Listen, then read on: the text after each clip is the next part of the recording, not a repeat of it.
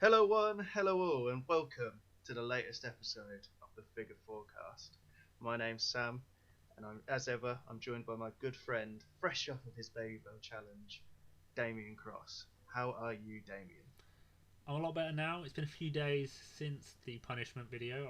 I hope everyone listening has had a chance to check it out. I'm ready to come back and win the next predictions, which obviously we'll be doing at the end of this episode for the Elimination Chamber. I realised my mistakes the first time. I went too much with my heart, not enough with my head, but I'm ready this time. I mean, that's fighting talk. I've got a 100% professional record, as I've told you on WhatsApp. So you're coming up against a champ here.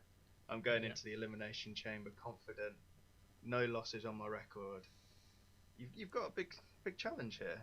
I've got an even bigger challenge because, as we have agreed, because I failed my punishment, if you only managing to eat 22 Baby Bell cheeses instead of which is a good effort. I appreciate the effort. Instead of the full 30, I will be taking a -1 to whatever my score is in the predictions.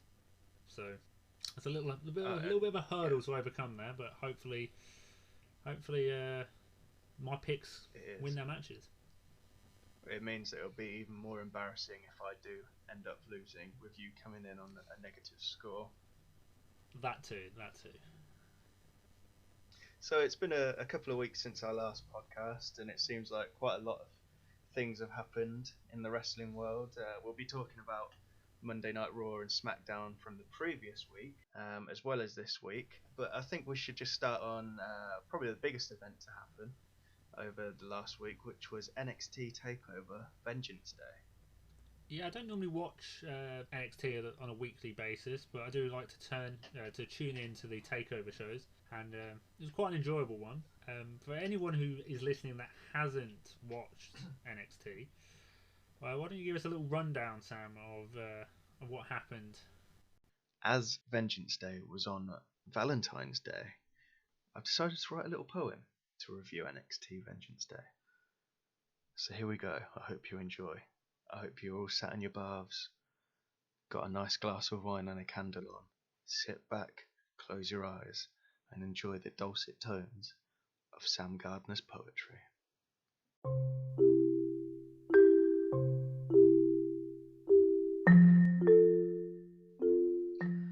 Roses are red, violets are blue. NXT delivered a great wrestling show with a surprise ending too.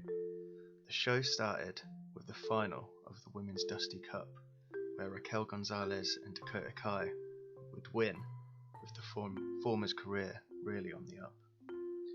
Shotzi's tank is a thing I really love, but on this occasion, Kai and Gonzalez were a cut above. Next was the North American Championship match, where on the way to the ring, Austin Theory would get snatched. Gargano would overcome Kushida in an entertaining bout, but the Dexter Lumis involvement is something I could do without. Could there be glimmers of a renaissance for the NXT Tag Division? Maybe not quite American Alpha and the Revival, but MSK and the grizzled young veterans gave a clear vision. MSK would prevail and win the Men's Dusty Cup. Deserved winners for me. But one thing's for sure, the grizzled young veterans are soon to be recognised as the future of the WWE. A match with Shirai involved is usually a highlight, but on this occasion it was not. Not for the want of trying, but this one just was not hot. The match will be remembered for Toni Storm's feat of strength, where the announce table would collapse with the touch of just one finger length. Io would retain, and rightfully so, but the next match on the card stole the show. Finn Balor would retain against Pete Dunne, but at the conclusion of the match, the story had just begun. A hard-hitting match this proved to be, but now we get to the real story. Pat McAfee's Goobers would attack Balor on the belt, which led to the Undisputed Era raising hell. As Finn and Yui went to celebrate, Adam Cole would deliver a super kick, which Balor ate. Kyle O'Reilly would take exception to this, with a second super kick Adam Cole wouldn't miss. In one foul swoop, we would see the implosion of UE. This show was a solid 8 out of 10 for me.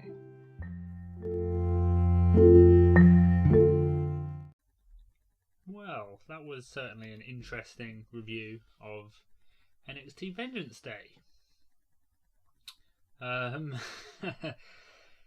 Shall we move over to the main roster WWE programming now then? Monday Night Raw. So quite a lot has happened since we last spoke to you on Monday Night Raw.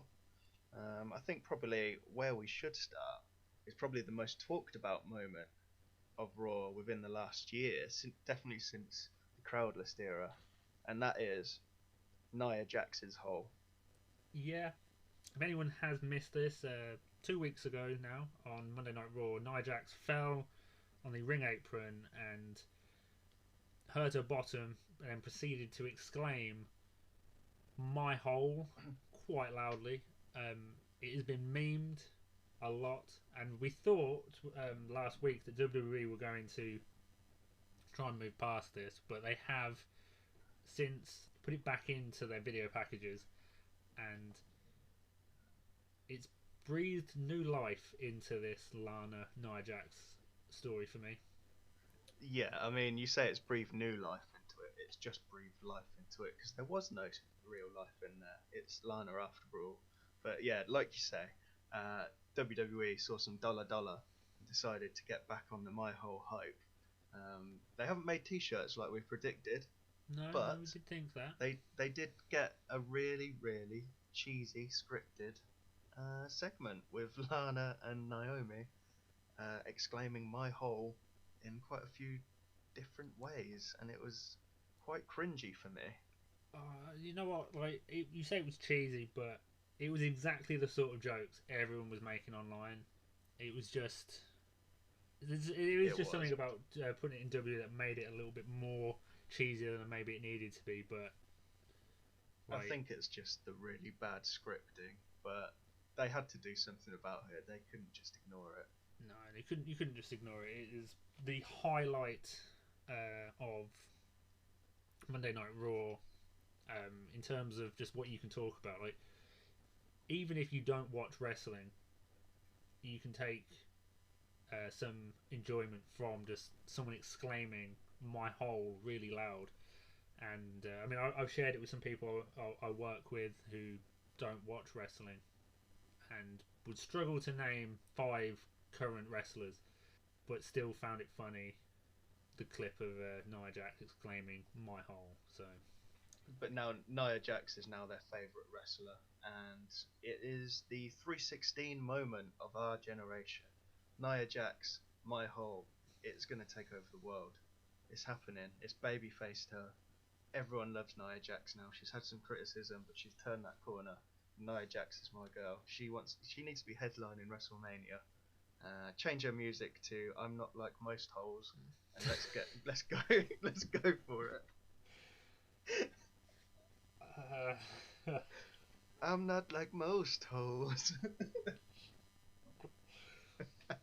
Okay, let's move on from that before this entire segment becomes it goes completely off the rails. Let's talk about the main event men's title picture. We spoke about it last. It looked like they were building towards Sheamus versus Drew McIntyre, and although that is still one of the storylines they are building, we obviously now found out that we're going to have the 6-man Elimination Chamber for the WWE title. Quite a few good wrestlers going into that match, and I'm expecting like big things from it.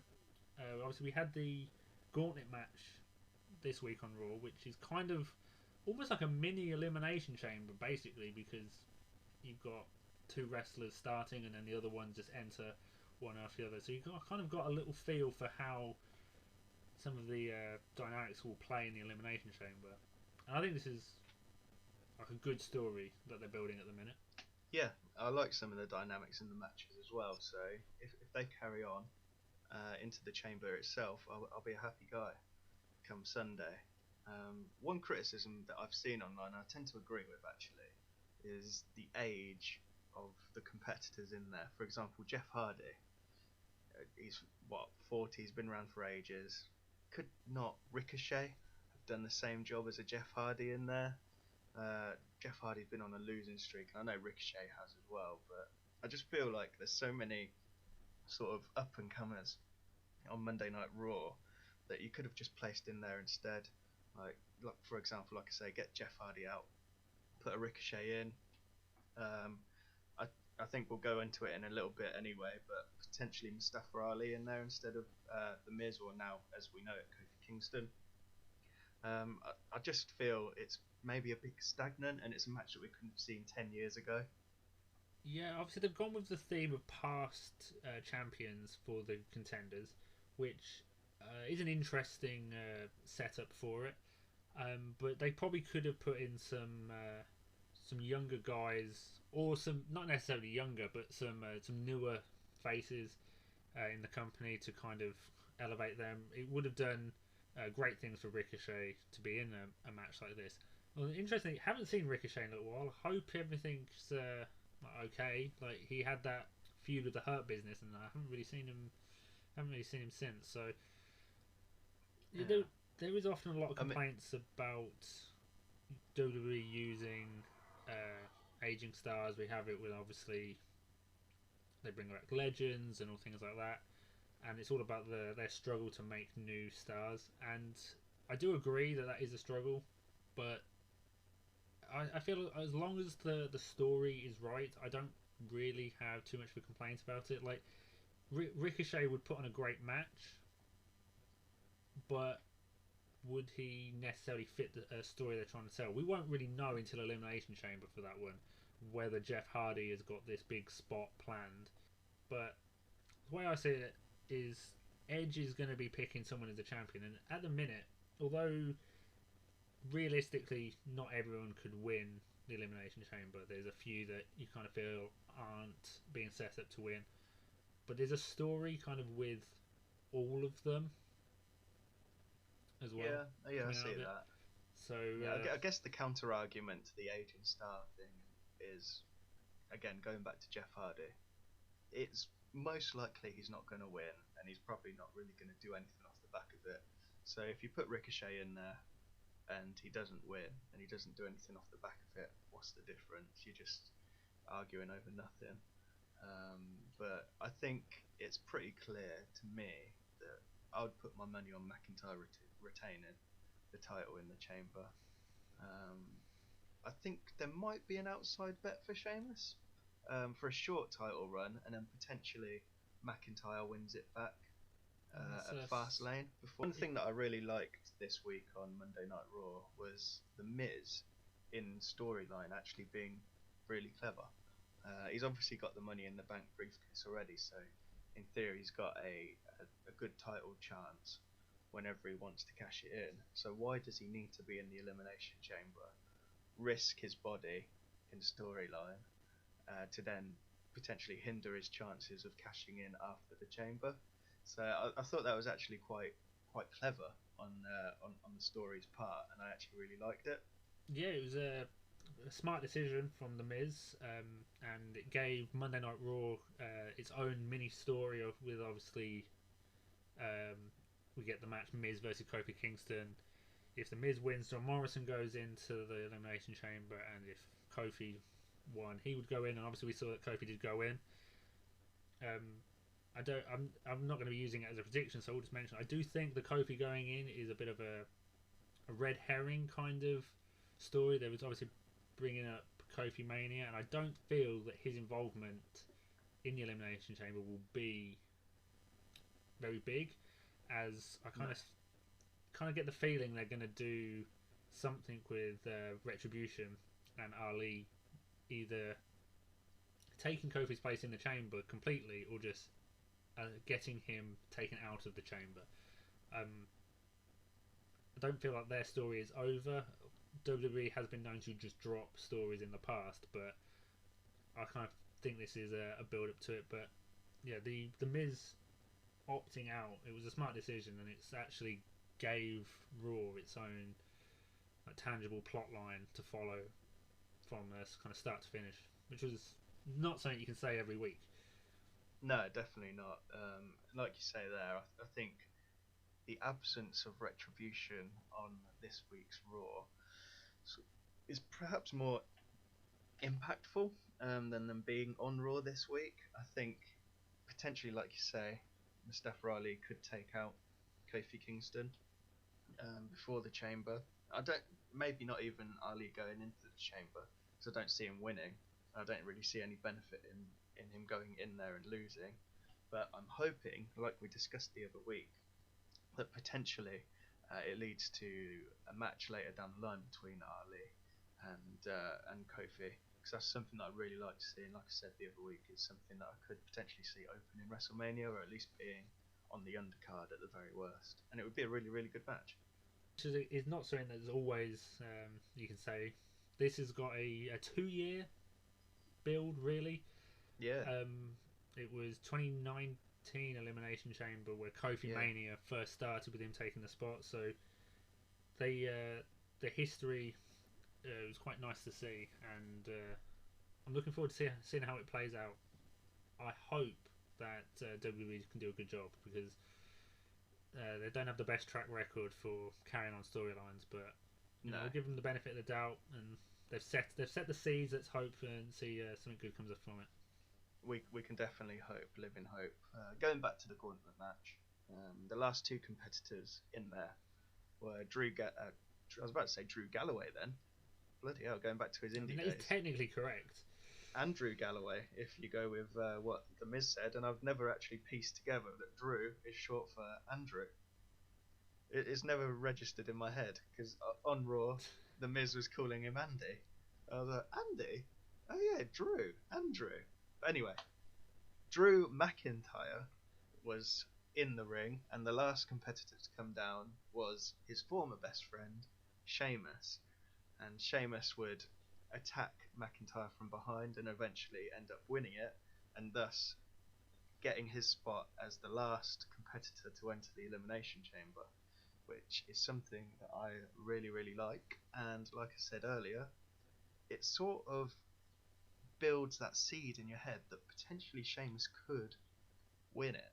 And I've seen quite a lot of people actually saying that Sheamus McIntyre isn't a WrestleMania match, but I was thinking about it, and WrestleMania's 2 days this year. So, say, for argument's sake, that the headline of the first night is Bianca Belair versus Sasha Banks. You could have the co-main event on the first night as obviously Bianca versus Sasha, but then you could have Sheamus versus Drew. I think that's got the magnitude to it to headline the first night, and then on the second night you can obviously have the Roman match and whatever other matches you want to put in there. Yeah, I agree. I don't think Drew versus Sheamus is the biggest match. It's not, but it's got story behind it, which is something. Yeah, it's got a strong. Yeah, it's got a strong story, and I think they can put on a good kind of hard-hitting match. It's two their characters, quite tough guys, coming together. That should be an interesting one. Hopefully, we don't get an 8-second match like Sheamus versus Daniel Bryan all those years ago. But like a back and forth between the two, I reckon will be a nice match at WrestleMania, if that is where we end up going. Obviously, there's always the lingering characters of The Miz with the Money in the Bank and Edge with his Royal Rumble victory to change up any title picture. But yeah, I've been enjoying the story they've been building with that. It's been going on for quite a while. They had that little scrap where they made up at the end, and then obviously we've transitioned into them actually being enemies. So I think there's enough of a story there for it to be at WrestleMania. Not necessarily, it wouldn't be the headline. Even if it was one night, I don't feel like you could have it as the main event. But a nice solid match on the card either way. Yeah, agreed. Switching gears from a title picture in Monday Night Raw to something a bit more controversial, shall we say. The whole Lacey Evans, Ric Flair, and Charlotte Flair storyline. This week, I think you're forgetting, Sam, that this is actually another title story, as Lacey Evans was scheduled to face Asuka for the Raw Women's title. that's very, very true. I completely forgot about that in the chaos that was everything else. So this week on Monday Night Raw, there was a tag team match with the best friends that are Charlotte and Asuka versus Peyton Royce and Lacey Evans. Lacey was very reluctant to get in the ring, and we later discovered that she announced that she was pregnant, and Ric Flair is supposedly the daddy. I don't really know what else to say about this. They've been building this story between Lacey Evans and Charlotte for a number of weeks, and it just seemed kind of like your run-of-the-mill WWE story where they were kind of trying to play up the soap opera-ness of wrestling. And anyone that says that it doesn't belong in wrestling to have that kind of family dynamics, like, it's an important part. It might be a bit silly at times, but it's still an important part of wrestling. So, but I was not expecting this pregnancy announcement at all. I thought something fishy was going on when she wouldn't get in the ring, but Yeah, I thought it was just heels being heel. As far as I can see online, she is actually pregnant. yeah, she is in real Presumably life. Presumably not with Ric Flair's kid. She is married, so I'm presuming it's her husband. We hope so at least. Last minute that WWE found out, and they had to change the script, and that's how it all led to Ric Flair leading into the baby storyline. But one thing that I did really laugh at was Ric Flair celebrating becoming a daddy again and wooing his way along and going, "Oh, I'm the daddy, baby! I'm the daddy! Woo!" It did make me laugh, to be fair about that. It's a story that is bad. There is no getting around that. Ric Flair being Lacey Evans' baby daddy is not going to be a good story. You can just imagine Vince laughing his ass off at the back, though. It's just his type of humour. There is a chance that it is so bad it's good. And this could be another story that in 10 years' time, we're like, remember when Ric Flair was a dad at... I don't even know how old Ric Flair is, but... He's got to be pushing 80, hasn't he? At least mid-70s. I would guess. It's a bit hard to tell, but yeah, I guess around like that age. I reckon we'll be talking about this in 10 years, like we talk about Eddie Guerrero versus Rey Mysterio for the... No, don't be silly. You're not going to put it on that. You're not going to. No, I don't think they're going to have. I don't think it's going to have the same. But I feel like it's going to be one of those stories that you just look back on and be like, "Oh yeah, that happened." Like, can you believe that we watched this? So is what you're saying? It's going to lead to a SummerSlam ladder match between Ric Flair and Lacey Evans' husband to custody of Lacey Evans' new baby. Is that what's going to happen? I don't think it's going to go that far. I hope it doesn't go that far. That would be in such bad taste. They'd have to get a stair lift on the side of the ladder to get Ric Flair up it. I don't think he'd be able to climb a ladder. No. I mean, that's quite usual for most of their stories, to be fair. It's possibly going to end up with Charlotte challenging for the title on Sunday. I think that's the way it was always going to end. And I think it's kind of clear to me that they've lost interest, for want for a better word, in Asuka.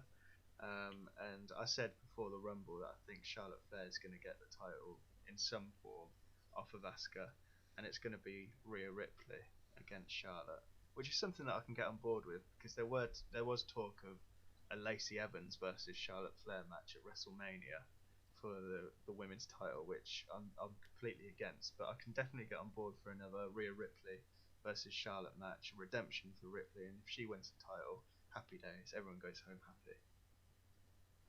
Yeah, undoing the kind of sour taste that was left in the mouths after watching Rhea lose last WrestleMania. Yeah, and it will be interesting actually to see what happens this Sunday, because obviously Lacey Evans was scheduled to face Asuka, and as of when we're recording now, I don't think they've announced a replacement. Presumably Lacey Evans can't wrestle if she's pregnant. Yeah, I imagine as soon as she knew she's not taking bumps, wouldn't be a smart decision. Yeah, I don't really know what more to add with this storyline. Like, the Raw women's scene, it seems to be one of those. It's either really good or it's kind of bad. Like, there's no kind of middle ground, and it's just very up and down at the minute. The thing is, they're not short for talent on the women's division though. They've obviously got Asuka as the champion, who's probably one of the best wrestlers, male or female, in the company. They've got Shayna Baszler, who's a killer, but she's being booked in a tag team with Nia Jax and going in matches against Lana where it's fairly 50-50 and she's not dominating. They've got Naomi, who's good and she's a fan favourite. So they're not short of talent on the Raw division. They've also got Peyton Royce, who's in the story, who's a good wrestler. They've got Charlotte herself. So, and Charlotte, no matter what people think, I'd say she's probably the best wrestler in that company. Whoever she has a match against, she elevates it. Yeah, all the pieces are there for something great. WWE just seems to struggle at the moment to fit them all into the puzzle, so to speak. But they do. I feel sorry for Asuka, to be fair, because she's great. If she was on SmackDown or back on NXT, she'd be thriving. But the Raw Women's division is just in a pit at the minute, and it's a shame. Yeah, there is still plenty of time for them to turn it around. Yeah, there is. But they need to do something now that they can't build this Lacey Evans Charlotte match. They really need to go like all in on a Charlotte Rhea Ripley match, because that was good. If they do it again, but Rhea gets the win. I know people don't like the trading wins back and forth kind of booking, but I feel that's the best option they've got at the minute. I haven't been watching NXT since the Rumble, but has Rhea been on the weekly shows at all? No, she's not been on NXT since the Rumble. She's not been on it since last year, I think. She had a match against Raquel Gonzalez and Raquel won, and I think that's the last time she was seen on an actual weekly TV show across all of WWE. She was obviously seen at the Rumble, but that's it. So maybe there is potential for a call across to Raw. So if we then jump across and talk about the Blue brand. Friday Night SmackDown. It's been a good couple of weeks for SmackDown. Not a lot of bad, I would say, in the last 2 weeks. Quite enjoyable 2 shows. Obviously, we've just finished watching this week's SmackDown now, so it's quite fresh in our memories. But we will talk about some of the high points we've had over the last 2 weeks. And same as on Raw, I think the title picture has been it's had quite a good build ready for Elimination Chamber. It's a bit different with the Roman Reigns twist on it, but I've been enjoying what they're doing at the moment. I wholeheartedly agree. Yeah, when we went through SmackDown, just discussing it before this, we couldn't really think of a negative or something that stands out. So that's always a good thing. I agree. I really like the title picture on SmackDown. I kind of like what they're doing with Edge. A part of me thinks, come on, just announce that you're going to face Roman Reigns already, because it's pretty obvious that that's the way it's going to go. He's paid pretty much no attention to Drew McIntyre, but I could see what they're doing in the storyline, announce it at the end of Elimination Chamber. But yeah, altogether, good show, and I'm looking forward to getting into it. Yeah, the Edge, not interview segments, but little promos they had backstage with him talking to each competitor definitely made it feel like they're doing Edge versus the Universal Champion. I do still think it's going to be Roman Reigns, but there was that little bit of doubt on how they did this week's show, about whether it was maybe going to be somebody else.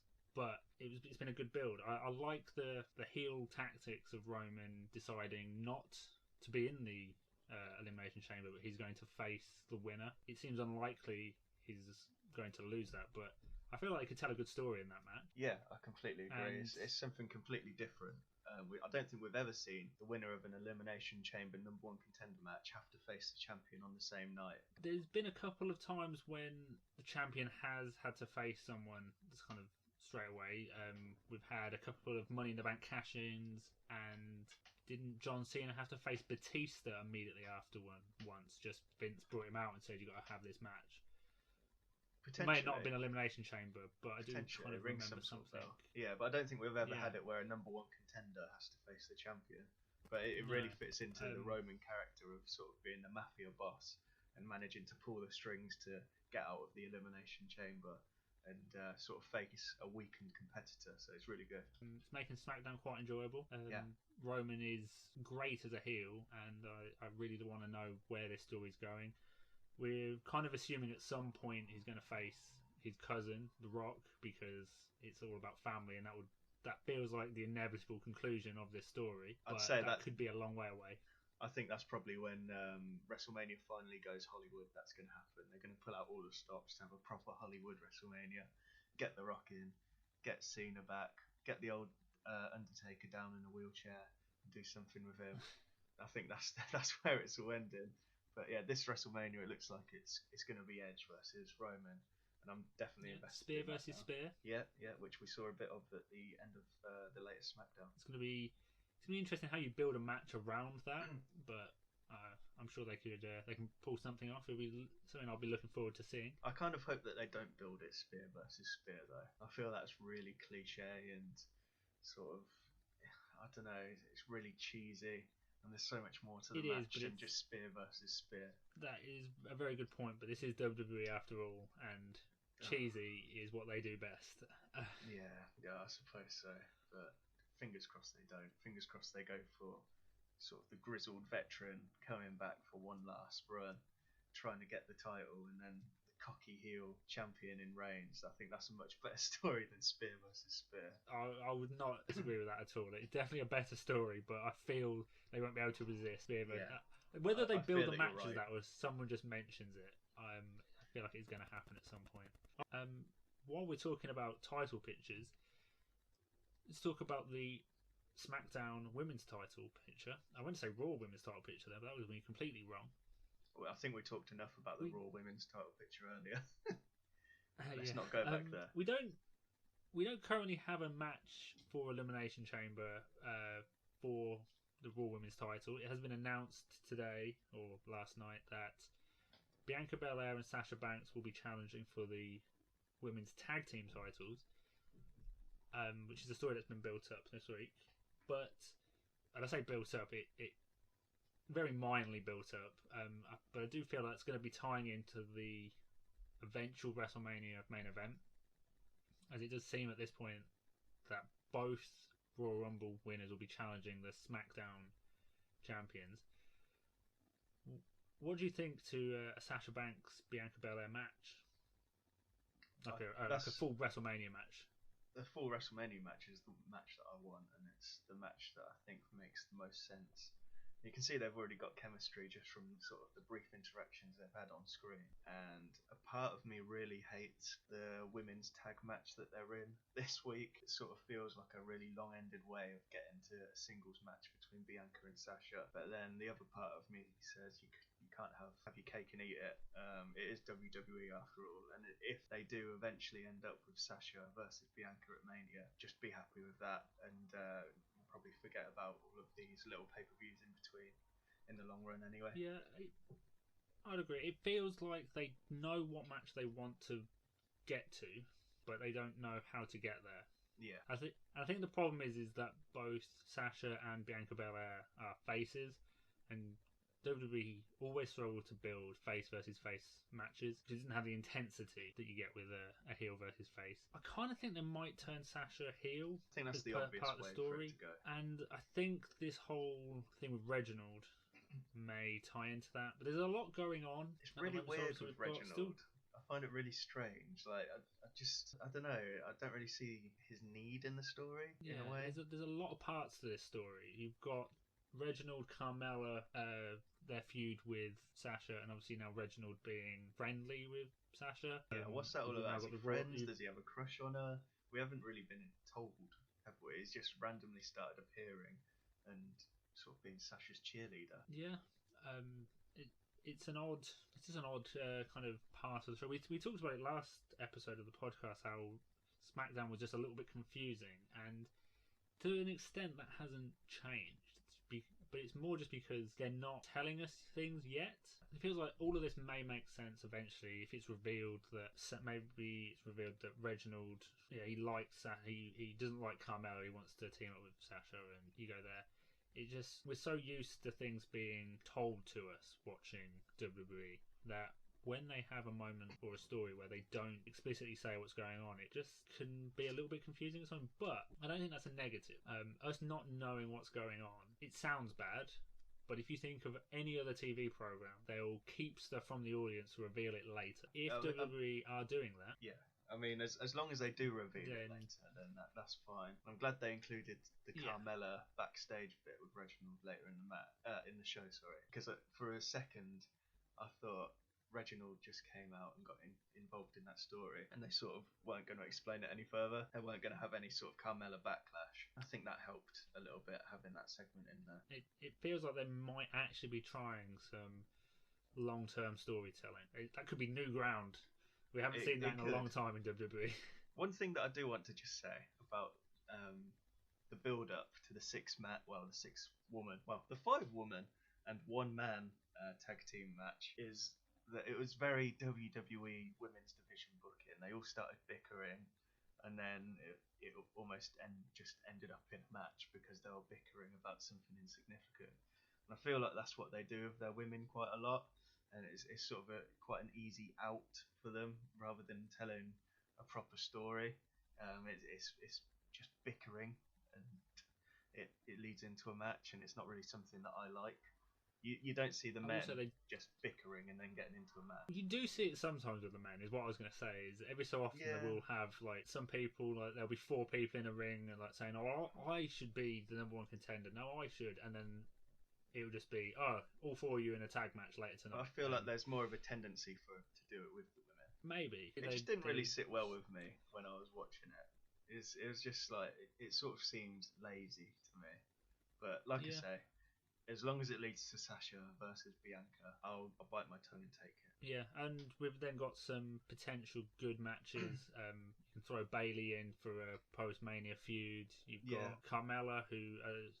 she's not everyone's favourite wrestler, but she does put on a good match, so she would also be a good feud there. So there's a lot. They are building everything up, and hopefully when we get to WrestleMania and beyond, we've got a nice base with a few good stories. Is there anything else from the last couple of weeks do you like to discuss when it comes to SmackDown? There was a couple of heel turns this week on SmackDown, which have been led into. Well, one of them was led into the last couple of weeks in Apollo, and this week he finally snapped, which is something that I really liked actually.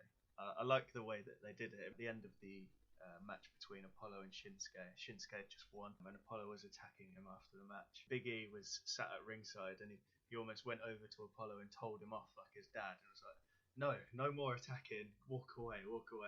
Big E turns his back, and then Apollo attacks Big E. But it's something that I really liked, and I felt like the Apollo base character wasn't really going anywhere. It was sort of stagnant. I think they've probably done as much as they can, but it looks like he can pull off a heel pretty well. I'll agree. To me, and I feel like they can get a new dynamic between Big E and Apollo. I'm excited to see where it goes. It felt like the story could have just been done last week with Big E telling him to go back to catering, which is a bit on the nose.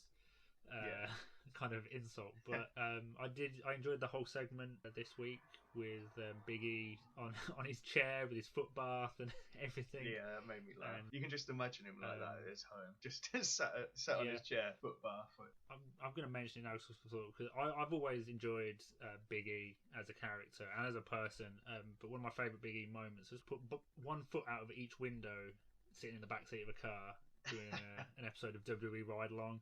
He may have been playing it up for cameras, but you do kind of get the impression that the character he portrays on screen is just his actual personality, just dialed up a little bit, and Yeah, you man, gotta love that about him. I feel like out of everyone in the WWE, it's between him and Xavier Woods that I'd get on best with. They just seem like great guys.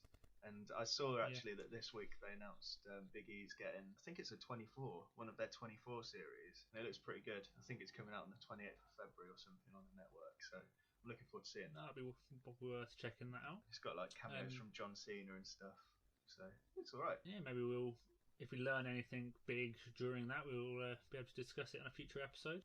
That wasn't the only heel turn we had this week on SmackDown.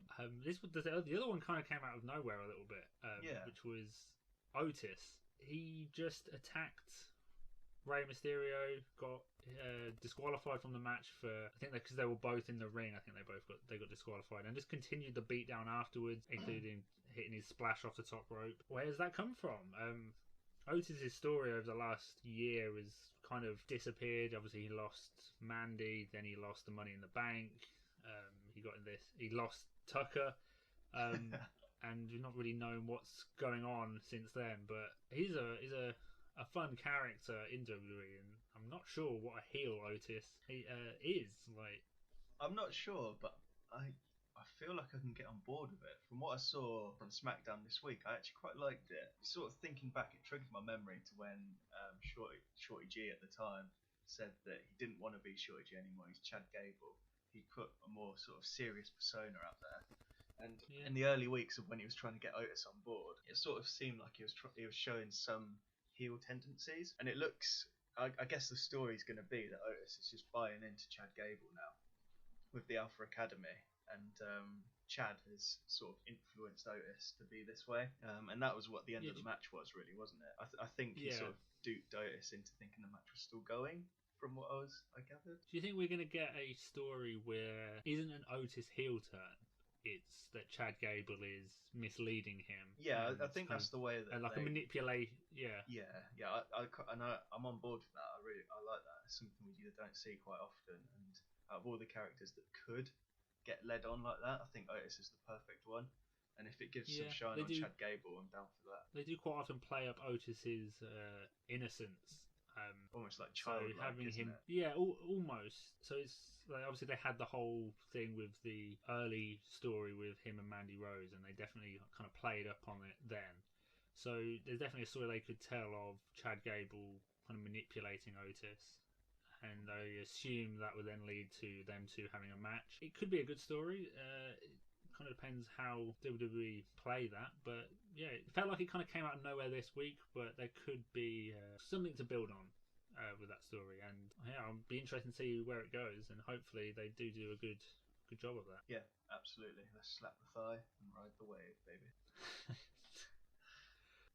As we wrap up our SmackDown recap, we'll jump over to our weekly question. The big question. So the question I'd like to ask you this week, Sam, as we have Elimination Chamber tomorrow night, as we're recording, maybe it's already happened if you're listening to this, but what is your favourite ever Elimination Chamber moment? And it doesn't have to necessarily be from the pay-per-view, but just involving kind of the Elimination Chamber. Well, I think I'm going to go for the obvious one, involving the Elimination Chamber, but that doesn't necessarily mean it's bad. The obvious one that I'm going to go for is Edge cashing in, I believe, the first Money in the Bank against a victorious in the Elimination Chamber match John Cena, who had just beaten the combo Carlito and my good friend who I met on a train to Birmingham once, Chris Masters. Nice little name drop there. Yeah, exactly. He is a good friend of mine, a personal friend, so if anyone wants some cameos, hit me up. But anyway, like I say, it's the obvious one, but it's the first thing that I think of whenever I think of the Elimination Chamber match. I think that's the same for a lot of people. It was just such a shocking moment. I remember watching it live when I was younger. I was probably early teens back then. It got my blood boiling because I was a big John Cena fan back then. It was the height of John Cena's popularity probably before people started to turn against him. And Edge coming out with Vince McMahon, cashing in the Money in the Bank briefcase and beating John Cena. It just left such a taste of injustice in my mouth, in my teenage mouth. Yeah, I'll agree that it is a great moment in terms of like what it meant. Obviously, John Cena had just gone through quite a bad elimination chamber. I have an image, and it could be from another chamber, of him like all in like black and white because he's bleeding, as they used to do back then, and then having to face Edge. It was something new. Obviously, it was a Money in the Bank moment as well, but yeah, there was something special about that moment. Mine also involves Edge. But just before, there is a couple of other moments that do stand out. You're saying it's the first thing you can think of.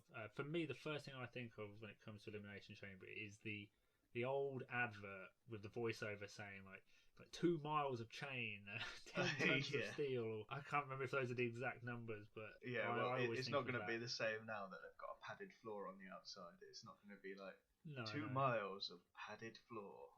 It sounds like a sort of luxury retreat. But that advert, that voiceover for it, made that match seem so much more. And being a lot younger at the time, this was also before you really knew. Like, you was aware that WWE wasn't exactly legit, but you didn't really know the full details of that. So, well, that was the time where all of the wrestlers in their promos would go, "Oh, it's a match that shortens careers and things like that." Oh man, this is going to be some serious shit going down on Sunday. I can fully believe that some of the spots they did in early Elimination Chambers would have shortened careers. But my favourite moment is from the No Way Out pay-per-view in 2009. Obviously the precursor to the Elimination Chamber pay-per-view. And that was Edge's World Heavyweight title win. I believe he enters the pay-per-view as the WWE champion and then leaves as the World Heavyweight champion. And I don't think we've ever seen something quite like that. For anyone who hasn't seen this match or doesn't remember this event, he loses the WWE title quite quickly in the Elimination Chamber. He's one of the first 2 entrants, and he's the first eliminated, which is quite shocking. And then he reappears later on in the night at the start of the World Heavyweight title Elimination Chamber, takes out Kofi Kingston and locks himself in the pod, and then goes on to win it. And I remember watching this one live, and Edge was a heel. wasn't an Edge fan because he was a bad guy and being really annoyed that he's cheated. Like, he shouldn't be in the match. Like, and I can't remember if they ever addressed the fact that he shouldn't have entered the match. That he's just called himself the winner. I'm sure they would have, but I recall the commentators being outraged for some reason. Yeah, it just sticks in my head. That is why. Both examples there is why they used to call Edge the ultimate opportunist. Who knows? Maybe we'll get a new Edge Elimination Chamber moment at this pay-per-view. He's not scheduled to have a match, but that doesn't mean he can't have an impact. So yeah, who knows? Maybe we'll get a new favourite Elimination Chamber moment this year. Well, that's everything for our discussion. As we have a pay-per-view this weekend, we do need to give some predictions. We do. So let's jump into those. Elimination Chamber predictions. We couldn't think of a second forfeit to have a vote, so it does seem that this Elimination Chamber we will do. The loser will have to wax their legs. It was one we had for a vote previous, and it feels the most thematic. The leg hair Elimination Chamber. I do have a question. How much of the leg are we waxing? Is it 1 leg or is it 2 legs? And is it all of the leg? I think people who watch the punishment videos would want to see the more pain as can be done. So both legs up to shorts level at least, because you can't show any higher on camera. But you might want to even it out in your own personal time and go a bit higher if that's better. But I feel at least to like kind of shorts level, lower thigh, both legs I feel would be the best. If I were to lose, which I'm probably not, let's face it, I am 100% professional record. I'm committed and I'm going full bikini wax. Okay. I think you should commit to that too right now. Okay, I'll commit to that right now on recording. That's what we're going to do. I'm not sure how we're going to show it. I don't want to see it. I don't want to see that. We're both pretty hairy guys. I don't want to see your upper leg. We're listening on. Everyone's listening now. We should post a picture on our Twitter profile to show the before legs tomorrow or it may already be up there now, just so people can kind of see what the hairiest part of the leg looks like. But that will be our punishment. I obviously start on -1 because I was unsuccessful in the previous challenge. But without further ado, let's just jump straight into the predictions. So the first match we'll do predictions for. Let's start with the Raw Elimination Chamber. Sam, who have you got and why? Drew McIntyre retaining. It's the only thing that I can really see legitimately happening in it. The only person that I'd say has a shout at potentially winning it, as I said earlier in the Raw review, would be Sheamus for me. And then him having a short title run, but I can't look past McIntyre retaining. No, I am also thinking putting Drew. Because I'm starting one down, I'm not sure whether to gamble on it and go Sheamus, because if we all had the same answer for each one, then I'm going to lose. So I need to have some difference. But I feel like I've got to say Drew. It feels like the right option. Okay, it's just worth noting at time of recording there is only 5 matches announced, and the US title match is still being billed with Keith Lee in. I think that I read somewhere that Keith Lee might be injured, so it might be different on the night, but we're just going to go with how it's being billed at the minute. Yeah, we can't predict things live because unfortunately this week I can't stay up to watch Elimination Chamber, so I'm going to have to do it beforehand, and I'm going to wake up in the morning and find out whether my legs are getting waxed or not. Yeah, so next match, let's predict the US title match then. Bobby Lashley versus Keith Lee versus Riddle. Who have you got? I would, if there wasn't this injury angle, go for Keith Lee, because I say injury angle, he might be legit injured. I would say Keith Lee because I feel like that would be a good feud to have, and because it's a triple threat, you could have Keith Lee win the title by pinning Riddle, and then Bobby Lashley doesn't look weak. Doesn't do much for Riddle, but that's what I would have. But if he is injured and is going to be taken out, I cannot see Riddle winning that match. It doesn't really fit with the story, so unfortunately I've got to go for Bobby Lashley to retain. That's my pick. I have to agree, to be honest.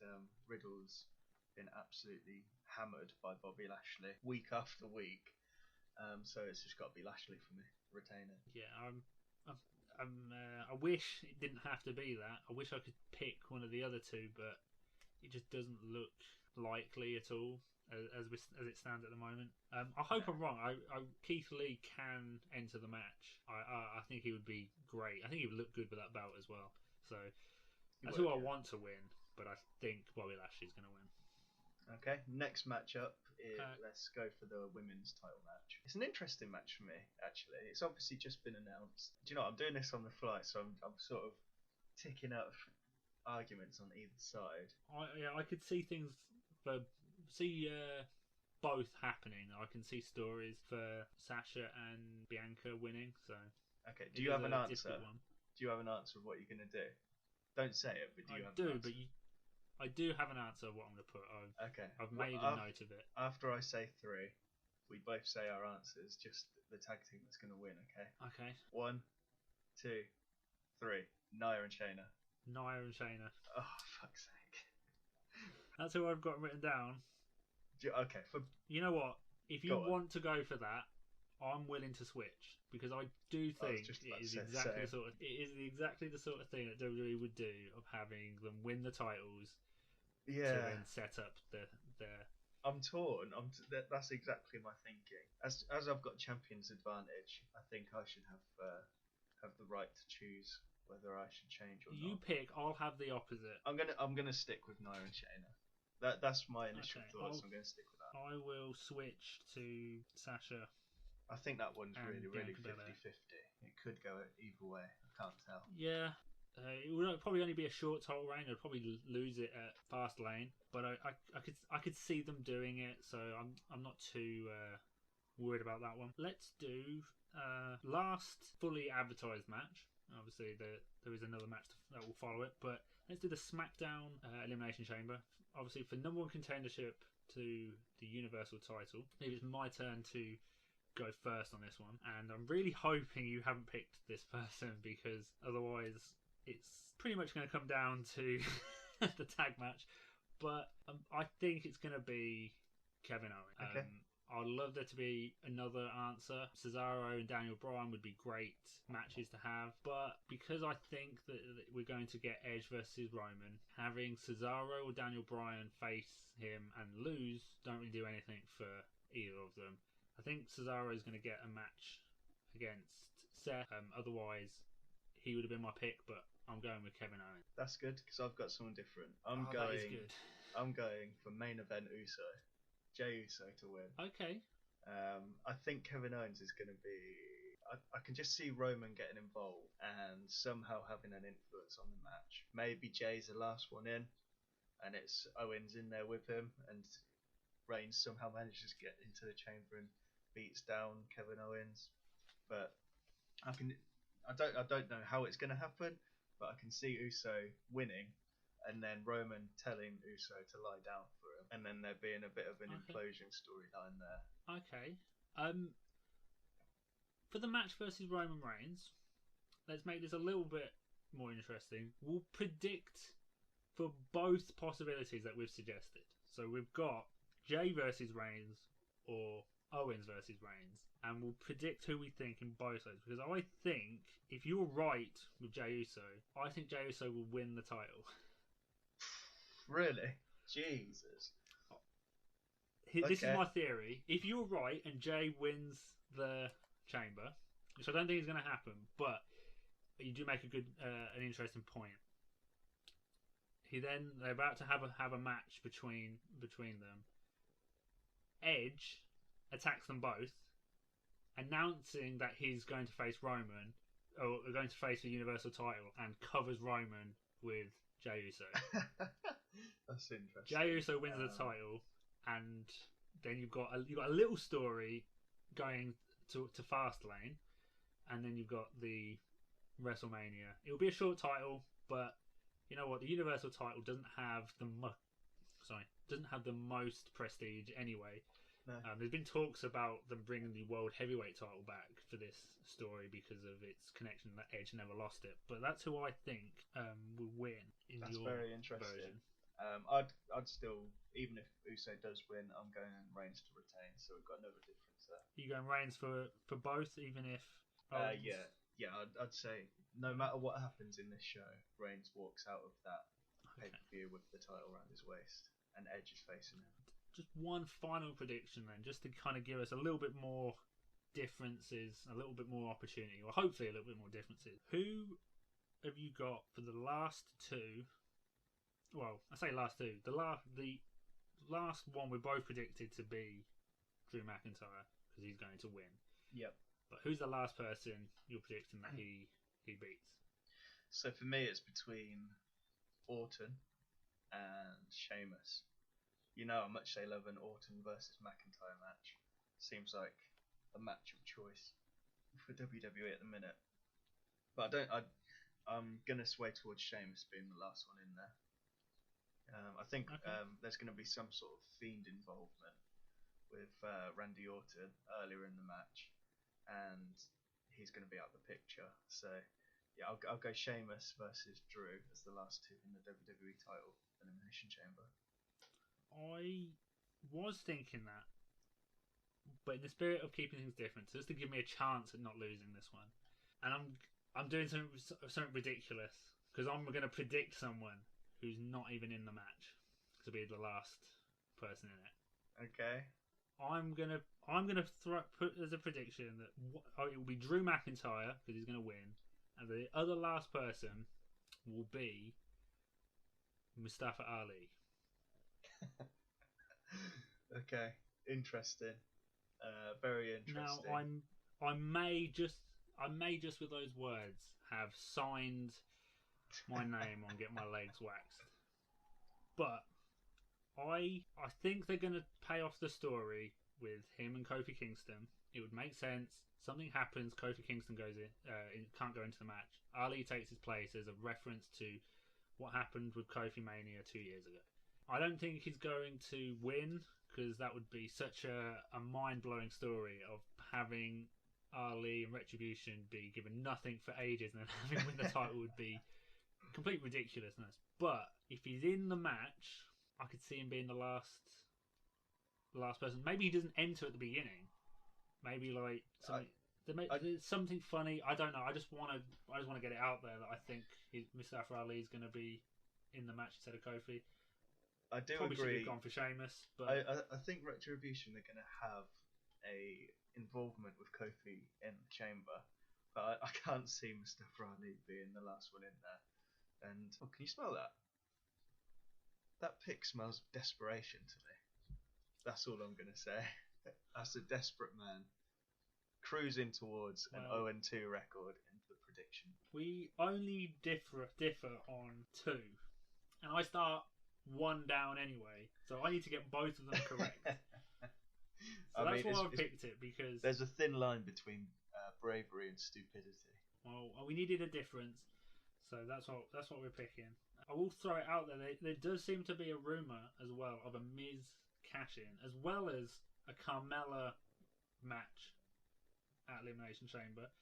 Yeah. There's nothing specifically from WWE, but a WWE mobile game has updated to show their Elimination Chamber winning side as being the Miz and Carmella. So there is a chance that they're going to have some impact at the pay-per-view. So there is a chance we could see the Miz walk out with a championship. I don't think that the Miz will walk out. Even if he cashes in, I can't see the Miz winning the championship. So let's do the same for the SmackDown chamber anyway. So I'll start anyway. For my last 2, I think it's pretty obvious from my choice. It's going to be Jey Uso and Kevin Owens. I mean, I kind of think exactly the same for that one. Okay. The others kind of already have stories, apart from Sami Zayn, but... No, I feel like Sami Zayn's going to be the first one in to feed into his conspiracy angle. Yeah.